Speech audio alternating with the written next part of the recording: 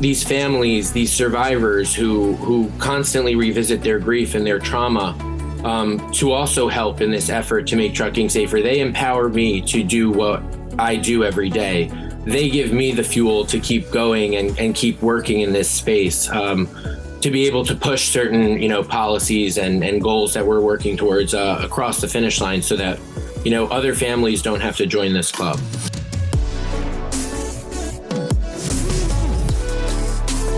I'm attorney Dave Craig, managing partner and one of the founders of the law firm of Craig, Kelley Faultless. I've represented people who have been seriously injured or who have had a family member killed in a semi or other big truck wreck for over 30 years. Following the wreck, their lives are chaos. Often they don't even know enough about the process to ask the right questions.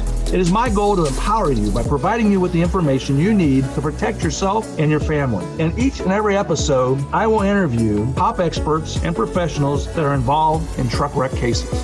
This is After the Crash.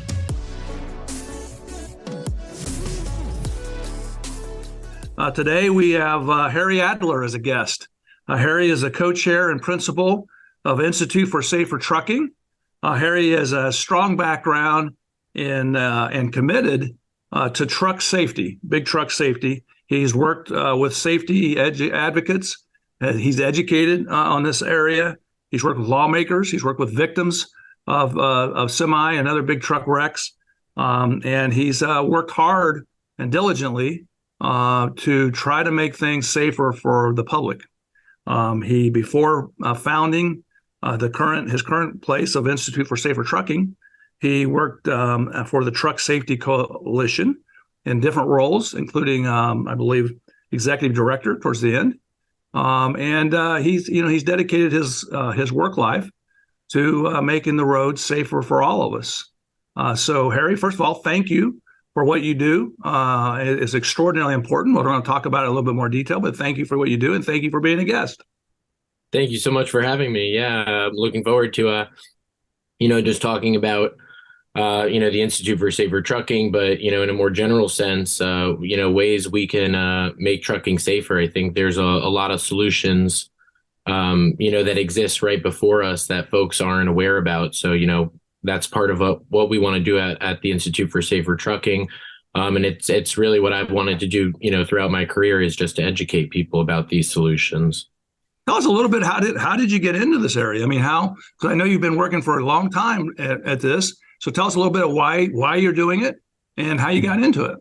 Yeah. So I definitely think if I were to take a time machine back and meet myself in college and say, here's what I'm doing, I'd be pretty shocked. I sort of fell into this while I was in college. I went to school in DC, and, I did all the internships that I could. I worked for a member of Congress. I was a personal assistant for a federal district court judge, worked in the Department of Transportation's Inspector General's office. And what I'd come to realize was that I really wanted to do work outside of the government, but government adjacent. And so I started to, look for different places. And I always knew that as part of that, the organization's mission should be to help people who need to be helped. And so I came upon, two different nonprofits. One was, focused on drunk driving prevention and education around that. And the other was, focused on trying to make trucking safer and working with, folks who had been adversely affected by truck crashes. And so prior to that, I had never really thought about truck safety outside of, those moments on the highway where you're driving alongside a semi truck and you say, I do not want this thing, moving into my lane. So I ended up taking the job at the nonprofit that focused on making trucking safer. Worked there while I got my master's in public administration, and then eventually became their executive director. And then in March 2020, me and my colleagues, we started the Institute for Safer Trucking, and we did so with, the goal of having three central pillars. One is to help people who have been adversely affected by large truck crashes, the families of victims, survivors, get them access to resources in whatever way we can.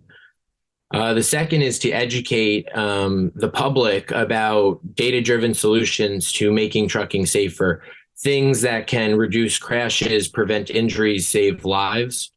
And so that can be everything from technologies we could be building into the trucks to policies we could implement to make drivers safer, whether it's from the hiring process to the training process throughout their career. And then ways we can make the industry as a whole safer, right? I think there are things that sort of pervade every sense of the industry, and those can be, the ways we pay truck drivers, their treatment, the hours they work. So those are more industry-wide goals that we could work towards to make the industry safer. But really, that's how I guess, to sum it up shortly, how I sort of fell into this space, and I've been doing it now 8 years. I have met with hundreds of families and survivors, and it is never easy to hear these stories. But I will say that when folks ask, is this draining? I say, no, it's on the contrary. These families, these survivors who constantly revisit their grief and their trauma, to also help in this effort to make trucking safer, they empower me to do what I do every day. They give me the fuel to keep going and keep working in this space, to be able to push certain, policies and goals that we're working towards across the finish line, so that, other families don't have to join this club. Well, and I agree. I mean, I represent the victims of large truck wrecks, and if that doesn't get you up in the morning, then I don't know what would. I mean, when you have these people and they entrust you with their lives and trying to make, you're never going to put things back the way they were, but you're going to make things as good as possible. And I tell you what, I keep the pictures of my clients on my desk, and that gets you up. I mean, it's a worthwhile process. Sometimes defense lawyers will tell me, like, well, they don't want to go through a trial because of the trauma and the emotional. And I'm like, you don't understand what these folks have been through. A trial is nothing compared to what your driver put my clients through. So I really understand that. I think that anybody that does this for a living does. But, and again, I really appreciate the fact that, my goal here with this podcast is to educate the general public, because unless you happen to be a victim, or unless you are somebody like yourself or a lawyer who works in this area, like you did before 8 years ago, you don't realize the dangers that are out there. You're traveling on the highway, going on vacation, and you don't realize how dangerous it is. And I know the Institute for Safer Trucking does a lot to do those things that you just talked about. But maybe you can give us a little bit more detail, like, how do you go about education? How do you go about changing? How do you do those type of things? Before we get into specifics, just generally, what do you guys do? Because you have been very successful. Yeah. So, I think the main thing we do is make it easy for the public to approach this issue. And I think that goes to your earlier point that, unfortunately, it's not until it's a little too late for most people that they sort of enter into the world of truck safety. And what we're trying to do is tell people that they should be a part of this space before it's too late. Before the crash. So that's the way that we're trying to engage the public, to let them know about statistics that are coming out, because, with all the news that's happening and how quick the news cycles happen, the likelihood that, the most recent tranche of data on truck crash fatalities, that it percolates to the top of national news, we recognize that that's not going to be the case. So the role that we play is helping amplify that information when it comes out and making it easy for people to understand, right? Like, if you actually saw the data set for all of the fatal crashes that happen in the United States in a given year, it's wildly expansive. There are many different data sets within it, and how you have to, put them together and look for integrity is incredibly complicated. So right then and there, it's not easy for the public to understand, what's happening with truck crashes, how much worse they're getting. So we go through and we make sure that data is easy for them to consume. So we'll go through and see, all right, in the last year for available data, 5,788 people were killed. in large truck crashes. That's out of roughly 40,000 people killed in all crashes. So right now we're trying to give people a perspective of, okay, there's a good portion of people who are dying in traffic crashes. And then of that, a good portion are dying in crashes involving a large truck. So what does that mean for someone who's new to this issue? Well, we could tell them, if you go back 10 years, that's a 47% increase in the number of people killed in large truck crashes. And so now they don't just know the most current data, they now know that the problem's also gotten worse by a substantial measure. And so right then and there, we've taken two pieces of data that really might mean nothing to them, drawn a relation, and shown why it matters to them. And we could take it a step further and say, in your state, in Texas, there's now over 800 people killed in large truck crashes. And when you go back and look at the number of people killed, that's a substantial increase. 10 years ago, it was around 500 people killed. So things are getting worse in your state. So we try and use the data to, make people feel as though the issue relates to them, because the fact of the matter is it does. People being killed, trucks crashing, that affects them. Yeah. And I think knowledge is power. I mean, without the knowledge, you'd have no idea how bad the issue is. So what you're saying is it's getting worse rather than better. It's getting as less safe. It's more dangerous to share the roads with big trucks than what it has been.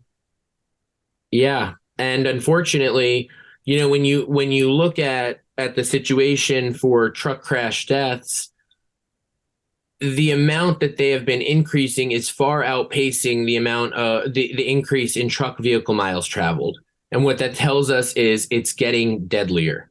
It's not as though, there was a 20% increase in the amount of miles the trucks were traveling, and then there was also a 20% increase in deaths, right? That would mean that the rate is staying the same, but it's not the case. The rate's getting worse, and injuries are getting worse. And we're seeing, when we start to look at, isolate certain factors, whether it's, if the truck driver is speeding or if there is distraction, those are getting worse.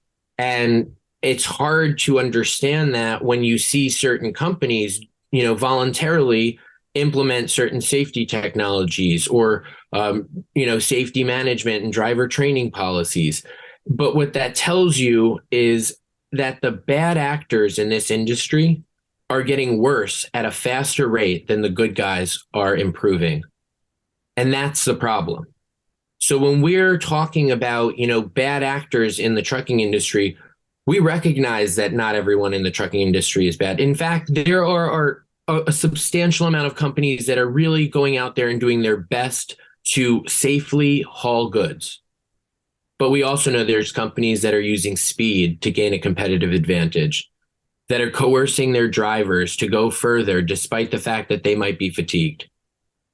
So these are the companies that we want to identify and then ultimately remove from the trucking industry. And then we want to help, empower and highlight those companies that are doing well, right? If they are successful in using, a suite of safety technologies like automatic emergency braking and speed limiters and lane departure warning, well, then they should be commended for those efforts if it's, reduced their crashes, their injury involvement, their number of fatal crashes.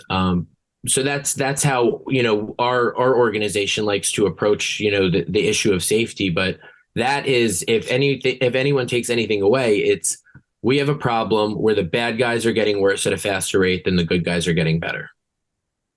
And I know you mentioned a couple of the areas, but maybe let's talk about some of the areas that you're focusing on that would help make the road safer. I think you mentioned auto emergency braking. Maybe you can explain what that is and how that would have an impact. Yeah. So automatic emergency braking is an incredibly beneficial safety technology. It works by first alerting a driver with either audio or visual alarms to an impending obstacle, whether that obstacle is moving or stationary. And then if the driver fails to respond to those alerts, the brakes are automatically applied. And this technology, when it works correctly, from that time of the first alarm to impact, you can, cut at a minimum, cut your impact speed. So what this technology can do is it can either prevent a crash altogether if it brings the vehicle to a halt before impact, or or alternatively, it can minimize the velocity at time of impact. And that can make a real difference. We know that the survivability of a crash at 70 miles an hour, especially when the striking vehicle is an 80,000 pound big rig, is substantially lower than if that impact speed were at 35 miles an hour. So it is a technology that addresses factors that we have been working for decades to address. So fatigue and impairment and distraction. And so if you have a driver that is impaired or fatigued and starts to fall asleep, this technology could be the difference between them slamming into a row of stopped cars versus, a much more minor collision where it's a two vehicle impact, and everyone walks away. And I've been doing this for over 35 years, and I can't remember a year where I didn't get hired by a family who has lost a loved one in a construction zone where traffic was stopped or slowing, and they got rear-ended by a semi that did not have that technology, and they were either distracted, they fell asleep, or like you said, were impaired. And that technology could have made the wreck so much less less significant. But every year, from a practical, one lawyer in Indiana in the Midwest, I see every year families losing loved ones because semis are plowing into the back end, oftentimes with cruise control set. I mean, the semis are traveling, as long as nobody stops or slows in front of them, they're staying on their course. But when they come up on a construction zone, then if they're not paying attention, it's deadly. Yeah, and I think the data supports your anecdote in a sense. When you look at fatal work zone crashes in this country, 1 out of every 3 fatal work zone crashes involves a large truck. That's a huge overrepresentation. Trucks make up about 4 to 5% of the vehicles. They make up anywhere from 9 to 12% of total vehicle miles traveled. So to consider that they're involved in 1 out of every 3 fatal work zone crashes, it tells you something. That is again something that could be addressed by automatic emergency braking. And so our organization has been really leading the way on this technology. We have been educating people, since our inception about its benefits. And, we're happy that in the infrastructure bill that ultimately became law, language to require automatic emergency braking on class 7 and 8 trucks was included. And so our organization really helped educate a lot of the offices. We also helped engage the industry for to talk about how everyone could sort of get behind language that would require this technology. And so being able to bring together, various stakeholders to educate lawmakers and policymakers about the benefits, this is something that what we're able to do as an organization. And I think what made us as impactful as it was is we also empower families who lost loved ones, survivors, to tell their stories. In particular, when it is a crash that involves a factor that could have been addressed by automatic emergency braking. So having, families come in, advocates come in and say, I really think we should have automatic emergency braking. It would have played a role in preventing my family's crash. And while I can't bring them back, I don't want another family to have to go through what I've gone through. And this is a really powerful message.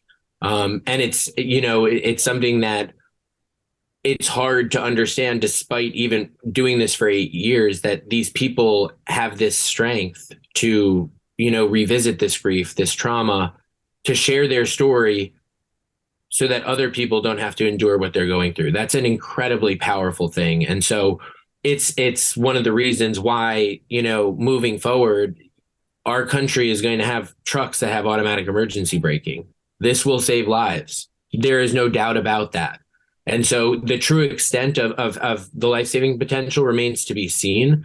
But I will tell you that based on what we know on the data, that distraction and fatigue crashes are undercounted.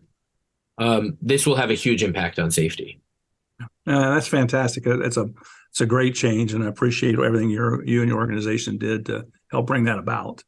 Another area that I know you guys focus on, and I know you were actually appointed on an advisory committee for underride protection. And so I think that's fantastic. Congratulations on that appointment. Maybe you can talk a little bit about that and talk a little bit about, explain to folks what underride guards are. Some people probably know it, some people probably don't. And how can we make things safer? Yeah. Well, yeah, thank you for that. We have the first meeting of the advisory committee at the end of the month. So definitely looking forward to that. But for folks who are not sure what an underride crash is, it's a type of collision where a passenger vehicle or a vulnerable road user, like a bicyclist or pedestrian, travels underneath the trailer of a truck. And it can happen in the rear, it can happen in the side. And then in instances where a truck actually goes on top of and over a car, that's called an override crash, a front override crash. But underride crashes are incredibly deadly. For vulnerable road users, it's quite clear why. It exposes the bicyclist or pedestrian to the wheels of the truck. For a passenger vehicle, it's incredibly deadly because generally the initial point of impact between the passenger vehicle and the trailer is actually at the windshield. And so it bypasses the hood, which includes a crumple zone. It's generally where some airbag deployment sensors are. And so when the part of the trailer, the rigid trailer, hits into the windshield, it can result in passenger compartment intrusion, where as that entails, the trailer goes into the passenger compartment and it results in serious head and neck injury, oftentimes fatal injury to the passengers. So when you see these crashes, it can, make the car look irrecognizable. These crashes can result in, the top of the car being shorn off. And they're incredibly deadly because, again, a lot of those safety features we build into a car, crumple zone, airbag deployment sensors, they're bypassed. And so the person inside, or the persons inside the vehicle, are exposed to great harm. They are preventable, though. We could prevent these crashes from happening if we had guards or protection devices, on the rear and the sides of trucks. So a lot of trucks in this country are required to have a rear guard. That'll be that bar that sort of sticks down. If you've ever been behind a truck and you see that bar that sticks down, sometimes it's striped red and white. Those are rear underride guards. The standard for them was recently updated as part of the Infrastructure Investment and Jobs Act. And we helped with that measure just to help, see where we could strengthen that standard. But I would contend that it's still not as strong as it could be. Right now, the new standard will require rear guards to prevent a passenger vehicle from traveling underneath a truck trailer at speeds of up to 35 miles an hour. So that could be improved because we know that there are guards that could prevent at speeds of up to 40 miles an hour that are commercially available. So, to stop at 35, I think is unwise. And I think there's more potential in terms of preventing high speed collisions into the rear. Well, and I know, again, you look at the underride guards, most of us are familiar with the rear underride guards. If you've ever been behind a semi, I think I tried one of these cases over 20 years ago over in Missouri, over by Kansas City. And at that time, there was, that was the technology, or they hadn't improved that as much. And we were able to show and we actually built the truck in the courtroom and showed the jury what the difference was and the different options they had. And even back then, they had different options that would have made it safer. But certainly, we have seen some improvement in the rear guards, which not satisfactory, but some. But we've seen nothing, at least on the semis. When we pass semis on the highway, we see nothing on the sides. Yeah. Why is that? And why is there something that can be done about that? Yeah. So also as part of the infrastructure bill, the Department of Transportation is required to look into side guards, their feasibility, their benefits. And so we're awaiting that study. And one of the things as a member of the advisory committee for underride protection, I'm hopeful that the study is one of the things that the advisory committee is able to look at before, it's finalized and published. I mean, I think that's exactly what the function of a committee is supposed to be. And for folks the advisory committees are generally set up in the federal government, to either focus on a particular issue or to assist an agency. And in this instance, there's an advisory committee to advise the Department of Transportation on matters pertaining to underride. There are various stakeholders on the committee. There are people from industry, the trailer manufacturers, families of victims and survivors, safety groups, which is what I'm representing. So it is, I think there's also some law enforcement. So it is a mix of various interests. And the hope is that we can collaborate to provide recommendations to the federal government. And so one of the recommendations that I think I'll be promoting is that we do need side guards. We need to move forward with it quickly. So side underride protection or side guards would address a lot of these crashes where the passenger vehicle is colliding into the side, and whether it is a perpendicular crash where the trailer is like this and the vehicle hits, at a 90-degree angle, or even a glancing blow. And then also these guards would, and should offer protections to vulnerable road users, in particular bicyclists who in cities, when making right turns, are highly susceptible to this kind of crash. Because what happens is the truck has low speed off tracking. So the first set of axles travels one path, and then that rearmost set of axles travels a tighter, smaller path. So that's when, the bicyclist, if they happen to be in that space, could be pulled under and likely killed. So we think that side guards are a must in terms of improving safety, because really we've known about this issue, the ability for vehicles, people, bicyclists to travel under a truck for decades. And the fact that we have not addressed it is ludicrous. And we know that there are technologies out there and available today that would serve as a side guard that could prevent a crash at speeds of up to 35 miles an hour. We've seen. I've actually been present at every single big underride crash test that's happened over the last I think going back 6-7 years. When we were at our previous organization, John Lannon and I helped put those crash tests together, these round tables for underride, and we were able to see the difference between a car hitting a rear guard that was of a higher standard versus the old standard. We were able to see a vehicle hit into a truck with a side guard and one without one. And those videos are available online. The Insurance Institute for Highway Safety has them. They are incredibly impactful. I cannot tell you how impactful they can be when you're talking to a particular office or a policymaker, and you say, this is the difference between a truck that has this technology we're advocating for and a truck that doesn't. And then to be able to tell them that crash dummy that was in the one that, in the crash that didn't have a side guard, that guy dies.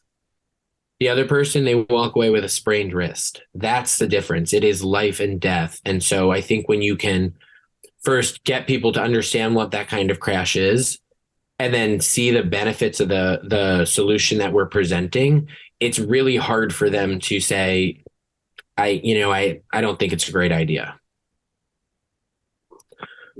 Well, hopefully educating people will help.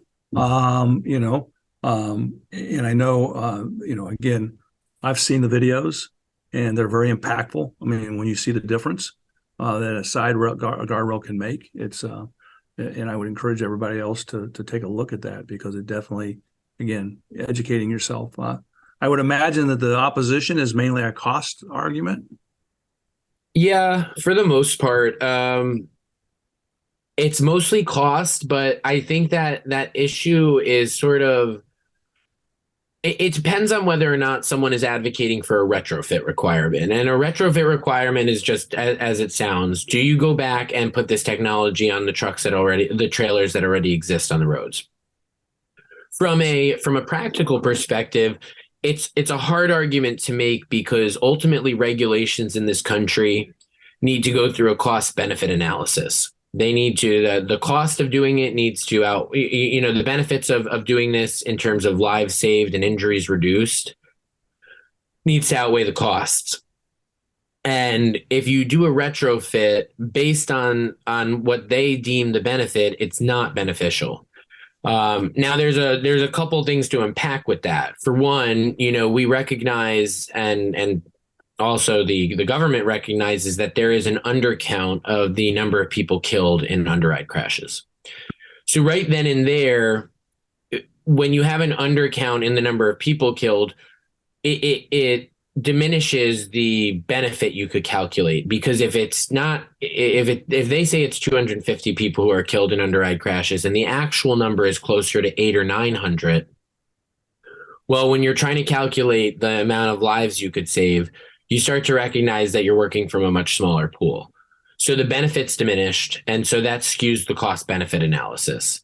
But when you start to look at what is the cost of, an aftermarket product and then having it put on, there are just built-in costs to that, right? Like someone does have to take a truck off the road and go to someone to get it fixed. So right then and there, that versus the truck manufacturer I've seen the trailers and the trucks be built, from start to finish, and the way in which they're manufacturing them, like adding on the side guard would be akin to how they could add on the rear guard. It wouldn't have to be an aftermarket product. So you would take out the time requirement, and at some point it would be hard for them to argue, this takes us an additional 2 or 3 hours to add this on. It's like, does it really? You're not taking it to a different facility. You're just adding it into the assembly line. So going through the cost benefit analysis, but, we're having a requirement for side guards. If you said, to the manufacturers, you guys need to move forward and make your trucks and make your trailers with these guards, they would find a way to, do so in a cost beneficial way for them. And so at some point when it becomes a requirement, we see this a lot with mandates, the cost of that unit starts to come down dramatically. And so, the cost arguments, I don't think really hold too much water unless you sort of go the route of like, we're going to do a retrofit and have an aftermarket. So for us, we focus on this should be required on the new trailers. Let's start there. We're not going to hold up going forward with the rulemaking to try and get everything all at once. Whereas if we could get, new trucks, that would be a huge start. So that's it for, for side guards. That's what you'd want is a requirement, get it on new trucks. That's what we're hoping the study turns into once the study comes out, for them to say, all right, now we're moving forward so that this would be a requirement. All right. And let's talk a little bit about, shift gears a little bit and talk about speed limiters.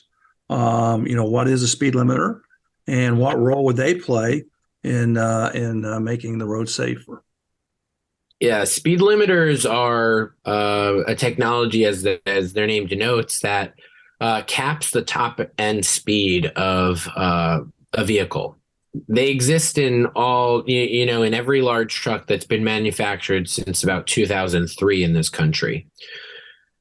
And they work by functioning in the engine control unit or engine control module. And in some, they basically, will say, we're going to limit the amount of fuel so you can only go this fast.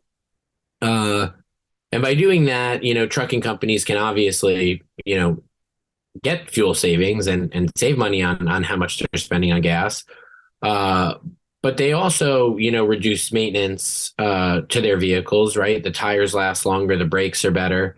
But most importantly, they reduce their involvement in high speed crashes. Uh, they have been used by leading trucking companies for 10 to 20 years now. And so, these arguments that we oftentimes hear about speed limiters, there are folks who are opposed to them because they want to use speed as a competitive advantage. There are companies that will say speed limiters make, your crashes go up actually. Or speed limiters create a speed differential and that causes more crashes. And again, we always say, you don't need to go on supposing what speed limiters are going to do. We just look at the companies that have used them. These are leading companies that have maintained profitability. So we know it's not hurting business. These are companies that operate in almost every state.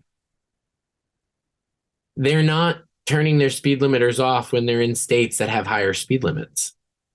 Their trucks that are set at 70 miles an hour are traveling at that speed through Texas in the same way that they're traveling through a state that doesn't have an 85-mile-an-hour speed limit. And when that truck gets to 65, despite the fact that they can go 70, they should be going 65.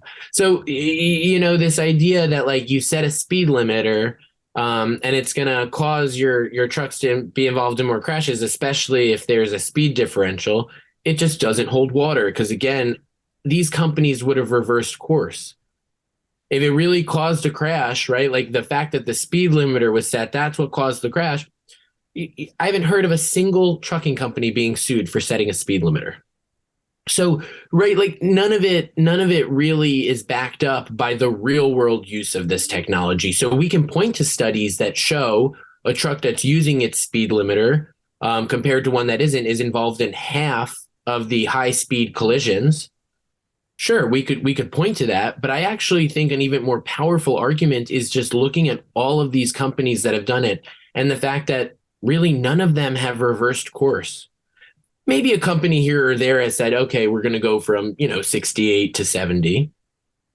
But what they didn't do is say, we're going to take speed limiters off our trucks or we're not going to set them. And so that's what we point to people as the technology that exists. It's being used by a large swath of the trucking industry already. And the only real argument against it is to basically say, yeah, speeding can be the cost of doing business. And that can't be a sound argument that people really want to support. Yeah, I should be able to speed. No, you shouldn't. Driving isn't a right, it's a privilege. We all share the roads. We have posted speed limits, but when we consider the fact that you're driving a vehicle professionally that could weigh 80,000 pounds in some states, unfortunately, it could weigh even more than that. No, you shouldn't be going 80. I don't care what the posted speed limit is. That is demonstrably unsafe. And also when you really dig into it, I mean, most truck tires aren't even rated for that speed. Most of them, I think, cap out at 75 miles an hour. And that's assuming we're in good weather conditions. So, for a variety of reasons, you shouldn't be going that speed. But that's why speed limiters are an effective tool. They're already there. So there's really no cost. And to set these, I mean, you can go on YouTube and like watch a video for any of the trucks that you have. It's a matter of like 5 or 10 minutes, like setting the speed limiter to the speed you want. So it's not even a time concern. And is high-speed wrecks, is that a factor? I mean, is that a problem with semis? Are they more deadly? I assume they are, but I assume that's the trucks that are going too fast are creating dangers. Yeah. These high-speed crashes, I mean, these are a lot of those crashes that you will see, garner some national attention because, the truck is at that speed. It's almost like a small bomb. I mean, it's a, you have an 80,000-pound truck that impacts at 70, 75 miles an hour. I mean, the other vehicles that are impacted could be, irrecognizable. These are the crashes where you also see, like there's no brakes applied, right? Like it's like sometimes a combination. It's the guy speeding and he's distracted.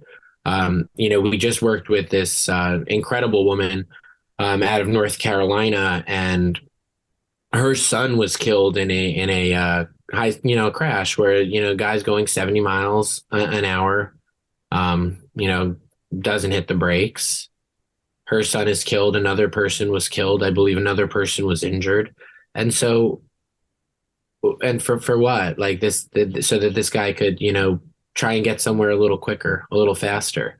So we think that speed limiters will help immensely in these top end speeds that are, have very low survivability for anyone else who's, in the path of this speeding 80,000-pound vehicle. Well, and you touched on it just in that answer is that, for the distracted driver. And I certainly, over my career, I'm seeing distracted driving continue to increase dramatically. Actually, I mean, it's not even close. I see more distracted driver wrecks involving semis and large trucks than I do impaired drivers. I mean, there was a period of time where I was seeing a lot of impaired drivers, and I still unfortunately see some, but I'm seeing distracted driving wrecks, frequently where the people are not, people are using their cell phones for GPS, and they're holding and looking at it. And then they run into my clients and they've killed them. I've seen cases where people are using laptops. All kinds of things that it's not just texting and driving. It's all kinds of use of technology. And sometimes, unfortunately, there's a variety of things in that tractor. I went out to Montana, took my lawyers out there so we could drive semis. And so I took all my attorneys out. We drove semis. We actually rode in semis on the highway. And I can tell you, it's a demanding job. To watch the traffic, to watch what's going on around you, that is a full-time, very intense job to be a professional truck driver. And you cannot afford to be distracted. So are you seeing an increase in distracted driving wrecks on these big rigs? Yeah, so distraction is definitely one of the areas that we're looking at. And again, I will preface what I'm going to say next with the fact that there is just an undercount in the amount of distracted truck drivers. And again, that can happen because, unless we have like in-cab video, it could be hard to actually determine if they were distracted. And so we think in-cab cameras are, a really beneficial tool in that regard. But also, if you have a truck driver who is involved in a two-vehicle crash, a fatal two-vehicle crash, 97% of the time, it's the person in the passenger vehicle who dies. So they have the ability as the sole survivor to say, this is what happened. And absent someone finding a witness, and I'm sure you've seen this in your case, their story is the one that's believed. That's the one that's included in the police accident report. That's the one that you all, in helping your clients might have to disprove. Right. And so this is a huge problem when we're looking at the numbers and we say like, wow, there's right now we see that in 2021, the last year for available data, 1 out of 10 fatal truck crashes involved distraction. Mm-hmm.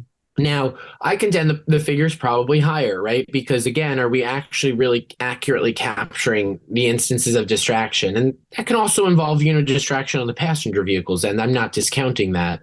But we're focused here on the truck driver.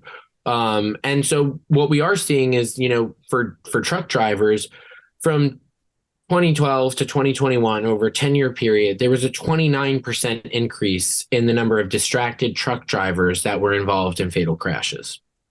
So yes, we're seeing the numbers go up in terms of there are more truck drivers that are involved in distracted crashes. And again, that increase might be much higher because we're not getting a true picture of all the instances where a truck driver is actually distracted.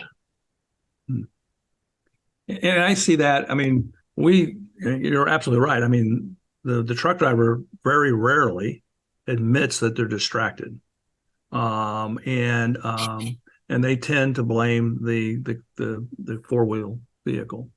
And but we'll have to go through the process of looking for witnesses, but also doing downloads of the cell phones. So if the distraction is from a cell phone, then sometimes we can figure that out.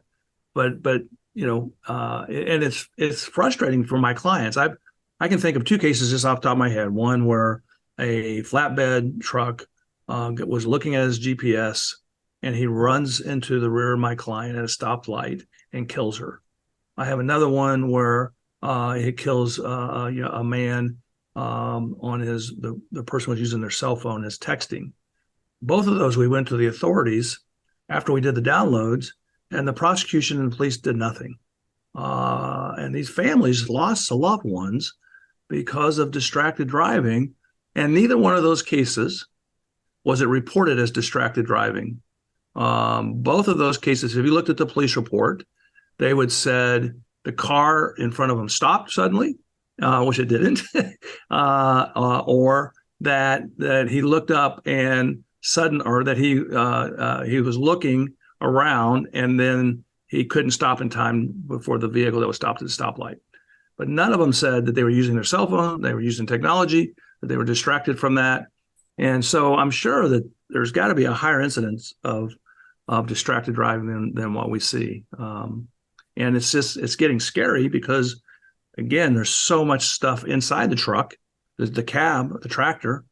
But in addition, people are bringing stuff in there that's causing distraction. I had a case where a truck driver was looking at porn while he was driving and rear-ended my client. My client was just stopped making a left-hand turn, and he was texting naked pictures back and forth. And he didn't say that to the police. He said my client stopped suddenly in front of him. It wasn't until we did the downloads that we were able to find out not only that he was texting, that we found out what he was texting, which was porn. And so we're seeing it, and people just don't realize how dangerous it is. Yeah, I think cell phones are just a huge distraction. But yeah, I think there are ways that it'll be addressed, right? Like in part, I think by automatic emergency braking. But again, I think it's being able to look at an issue and say, are there multi prongs to this approach? And I think in the instance of the distraction, there is, right? We can have automatic emergency braking, but I also think it's really important for us to have, like something like dual facing cameras, right? Cameras that both face out of the vehicle, but also ones that face inward. They can be a really effective tool for, a trucking company to be able to say, okay, our driver was distracted. We should probably address that. It can be an effective training tool. You can bring a driver in and you say, John, thanks for coming in. We wanted to talk about these hard breaks you were having, and we wanted to show you here, what's happening just, roughly a couple of seconds before these hard breaks. And we've started to see a pattern. You're looking down for your soda. Maybe wait until you're at a stop to take a sip. Right? Like, because eventually this might not just be a hard break. It might be you look down for a second, for whatever reason, the car in front of you was closer than you thought, and now you've hit into them, right? So it can be a training tool. It can be a preventability tool. So we think they're a really powerful thing, the driver facing cameras, but they'll also help capture instances of distraction. And really some of the more advanced ones, can go really far. It's not just a video capture of you engaging in a distracted behavior. It'll in fact like track your eyes. Some of these ones that are more advanced, they could see like, all right, he looks like he's looking forward at the road, but now, my eyes are looking down. So in just like a grainy camera, it might not look like I'm looking down, but on that, they would track my eyes, or they could see, your eyes are starting to do this, you look like you might be falling asleep. So it's a really powerful tool, but we think that'll also help address these issues of distraction where, the guy is trying to say, hey, this is what I was doing right before the crash, and instead an officer can say, well, I'm just going to look. Well, yeah, hopefully hopefully we'll continue to make improvement instead of going backwards, which is what I find us doing right now in some of these areas. But thank you for everything you do and your organization does. How do people find the Institute for Safer Trucking? Because there's people out there they may want to be at, may want to help bring about change, or maybe lawyers are listening to this. Yeah. Families that have victims, because one of the things that you've said repeatedly is that the victims are helping you change the law and making it safe for the rest of us. So how do we find you, and how do we help? Yeah. So, we're you can find our website. We're also on social media, but safertrucking.org. You can contact us by phone, through our contact form, by email. But yeah, if you, are an attorney that's listening and you've worked with survivors or families, please connect them with us. We do, we have online memorial pages that we, work with these families to create, to give people a sense of, who they were, what happened in the crash, and what is life after the crash. So those are really what, and these memorial pages can be personalized, have pictures and videos. So we want to help you, one, just remember your loved one or share your story if you're a survivor. And then, at a more involved level, we have, roughly every quarter, we, have folks come into Washington, D.C., where we do like a mix of educational sessions, where people can learn more about these issues of speed limiters and minimum insurance and automatic emergency braking, how to effectively share their story, but also to meet up with, other people who are like them, who have lost loved ones, who have survived truck crashes. And then we also set meetings up with, policymakers, lawmakers, so you can meet with your representative, your senator, share your story, and then hopefully get them to support legislation or policy issues that will ultimately improve safety. So, those are the things that, you could be doing if you're listening as a survivor or as a family member. But if you know someone who falls into one of those camps, please connect them with us, because again, we want to help them share their story, and we want to help them become educators and advocates to, whatever level they feel comfortable doing. And so again, it could be as little as, hey, I want to sign on to a letter you guys are doing that says, you should move forward with a bill to require speed limiters. Or it could be, hey, I want to come into your next fly-in in DC, and I want to learn more, and I want to meet with other families, and I want to meet with my lawmaker. We'll make that happen, and we want to meet those people where they're at, and again, just help them heal, help them, do what they can after the crash, and if that's, helping, fight for these policies that will ensure other folks aren't enduring the pain that they have to endure, then that's what we want to help with. Well, I appreciate that, and I know, people don't understand. When a devastating event happens to families, oftentimes they're never put back in a place financially, even where they were before. People don't realize that, like, semis, the minimum limits of insurance is $750,000, and so oftentimes that's very inadequate to take care of these families. And so a lot of times what motivates my clients are making changes. And so they can reach out to you and do that. And I certainly need to do a better job of getting my clients over to you. But I think that it's, recently we settled a case, and my client agreed to take $500,000 less if this company would change their policies on driving fatigued and take a more active role. And they fought us on it, but eventually they agreed to take $500,000, pay us $500,000 less, and they agreed to make the changes that we wanted and recommended. And so it's oftentimes people think of the victims as people who are money hungry, and as well as I do, there's nothing that could be further from the truth. These people just don't want something like this to happen to any other family that they've had to go through. Yeah, I completely agree. And then, we didn't touch on it. We'll probably have to touch on it at some other podcast. But the minimum insurance most certainly needs to be raised. It's a really critical safety issue. I think folks just think about it as something about after the crash. And I will say we have worked with numerous families that have just been financially devastated because they were unlucky enough to be in a truck crash.